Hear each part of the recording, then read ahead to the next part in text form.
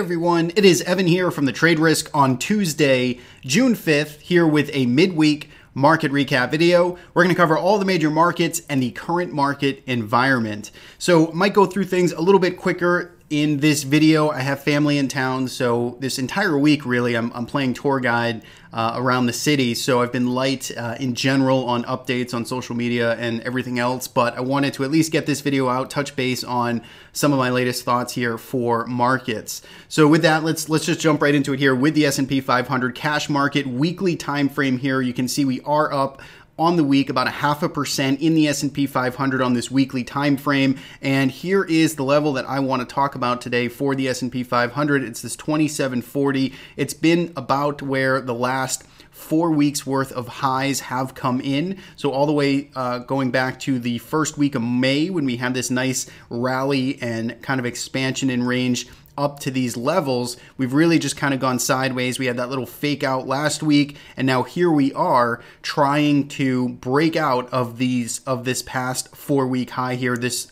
mini range that we've been in. So this is going to be a good short-term line in the sand. We'll look at that a little bit closer on the daily chart, but it still kind of shows itself here on this weekly time frame. What else we can notice here is take a look at the 8 and 20 period weekly moving averages here, just to set a fast moving averages. You can use any moving average duration or period look back that you prefer. This just kind of suits my methodology, and really it's just kind of a simple momentum study here. When I see this expanding away, the shorter term moving average expanding away from the longer term, that does tell me that momentum is picking up here. So that is a bullish sort of encouraging action here on this intermediate to longer term time frame. So as it stands right now, structurally, this breakout of 2740 or so, holding above that, that's what I want to see hold into the end of the week. Notice the range here is actually still quite tight for the week so far. It is only Tuesday, but the range is still quite tight, and we want to see if we can get that close north of 2740 to finish out the week. If we want to look at pivot highs or past swing highs, 2,800, nice round number, all the way back here brings us to March, was the last time we rallied up March 16th all the way up to 2,800. That proved to be the reversal point, the swing high. So if we can start to get some progress up here in the S&P 500, these levels up north of around 2,800 is what I'd be paying attention to. So let's go down to the daily chart now, switch it over to the SPY ETF, and we can look at these levels a little more granular here. And this is the range in this highlighted rectangle that I was just speaking of. That is what we are breaking out of right now. We had this nice false breakdown last week. We kind of tipped everybody off on the wrong side of the boat, and that paved the way to a nice, so far, 5 or so day rally to the upside, taking out this resistance around 274 in the SPY ETF. Now, if you recall, if you've been watching the past couple of videos, kind of painted this narrative of a diverging market between a lagging Dow Jones and S&P 500 and a leading NASDAQ and Russell 2000.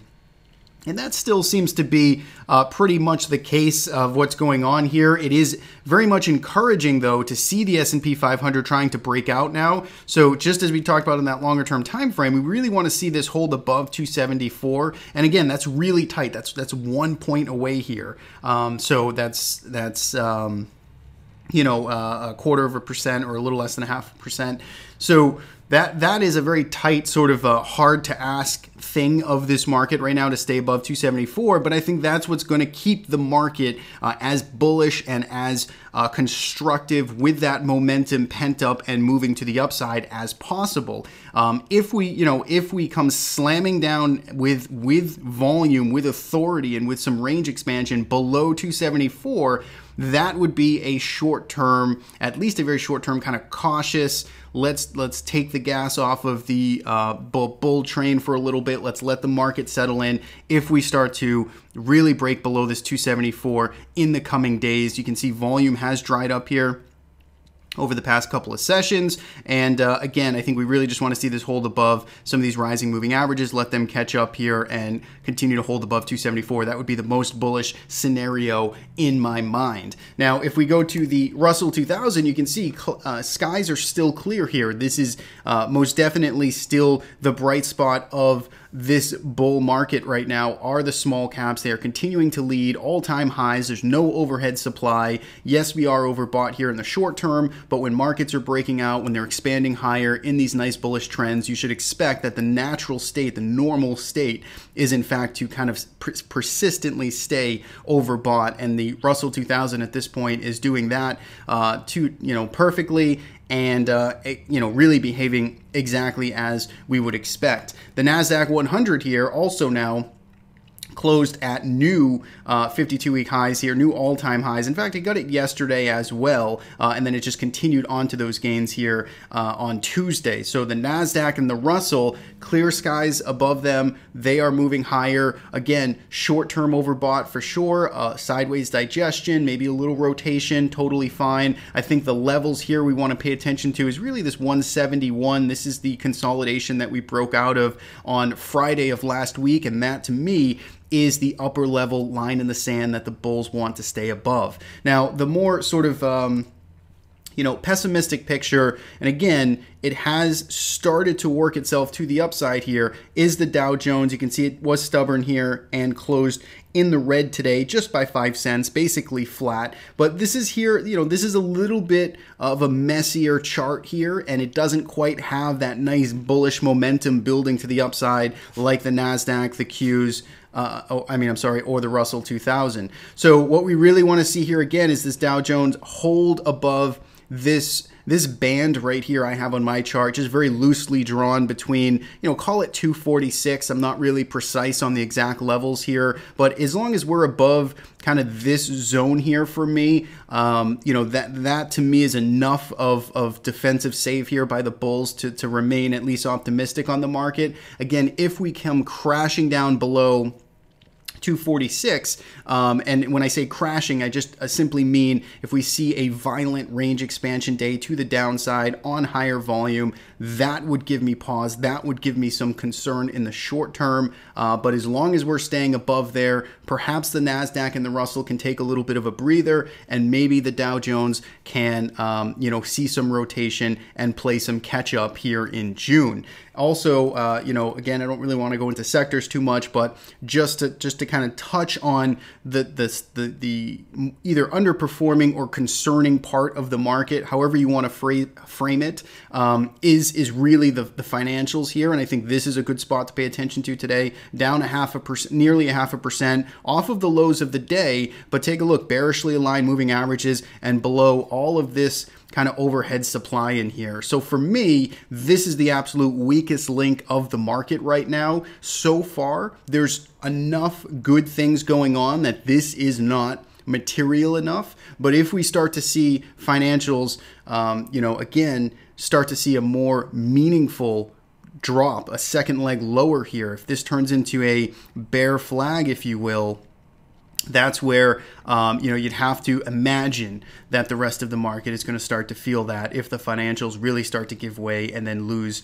some of these bigger support levels. So all in all, I think that's all I really want to say about the market. I think there is still plenty of bullish evidence here to support the bull case. I think financials here are the weak link, but stocks hitting new 52-week highs, that has been improving. Breadth has been improving. NASDAQ, Russell really getting the job done. So still kind of a two-way market. You can find weakness, you can find strength, and if you're active, if you're tactical, you can sort of enjoy both worlds. So that's the market overall. Let's take a look at some of the other major markets here. We'll go to TLT first. You can see on the week it's down 0.5%, so it's been selling off. It had this really fast move up here from the bottom end of this range all the way up to multi-month highs here around 122, and it has since pulled back. If you want to throw fibs on this move here from the lows back on the 14th. No, this was the 17th. You can see we're just still hovering above the 50% retracement. So all in all, if you're looking at this as kind of a trend move here. If you think that a new kind of a bull trend is going to emerge here, if this was kind of your first impulse leg high, if we can get a higher low right here, then I think this would be a good spot to hold. It's got the 20-period EMA here. It's about a 50% retrace, some prior supply in here, so be interesting. Still range bound when we zoom out here. It's still very much kind of moving sideways, but for your tactical traders, if you can try and catch a higher low here, maybe there's some type of move there back up to retest that 122 level.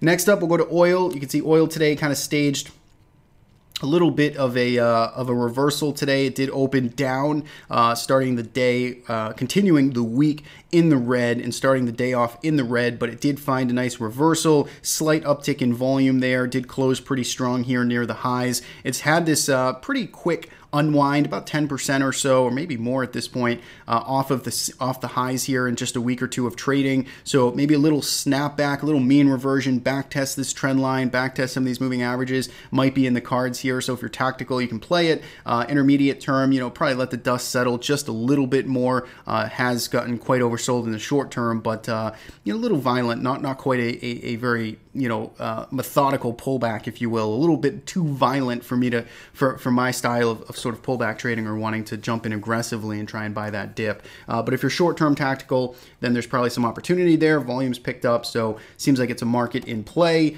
Natural gas here has pulled back to the lows from last week. So we did sell off to about this 23.20 level. We saw buyers step back in. They rebounded us back to the highs here, and now we're rolling back over from the highs. So really looks like there's a little bit of a range developing between this 23-24 area. We want to see if you're bullish here in natural gas. We'd really prefer to see the lows from last week around $23, $23.15 or so hold in there. That's also where the 20 period is, and we'll see if the bulls can defend that on a second sort of retest. Finally, let's go to metals next. We got gold putting in a bit of a stance here as well. It's really been grinding along this longer term trend line if you want to project it from the early 2017 rally to the upside. And you can see it's just kind of carving out here. You got these bearishly aligned moving averages starting to maybe flatten out just a little bit, still bearishly aligned though. And again, I still think there's this market still needs to prove itself at this point to me. And for me, I would really like to see gold back above 124, 124.50 or so. Until then, it's kind of in a do not touch zone. And finally, silver, really just minding its business. Nothing changed here. Moving sideways in this channel here, getting really tight. So silver, I do think there is a big move around the corner. I don't know if that's next week or in 6 weeks, but when it finally does start to resolve itself out of this sideways channel that it's spent 4 months or so already consolidating in, I do think it should have some fuel to really set it in path for a nice trending move. So something to pay attention to going forward.